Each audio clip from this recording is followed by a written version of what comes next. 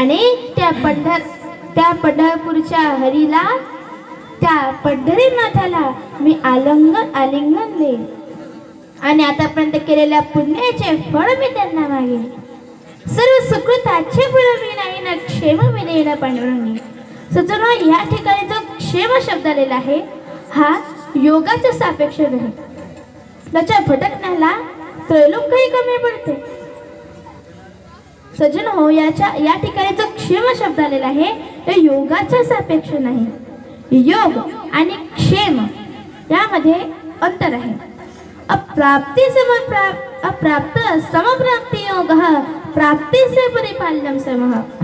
अप्राप्त वस्तूची प्राप्ती होणे याला योग म्हणतात, परंतु प्राप्त झालेल्या वस्तूंना सांभाळणे याला क्षेम म्हणतात.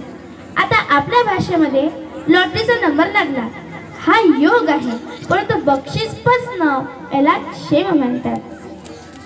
कठीण योग होणे क्षेम, परंतु या ठिकाणी जो क्षेम शब्द आलेला आहे हा योगाचा सापेक्ष नाही.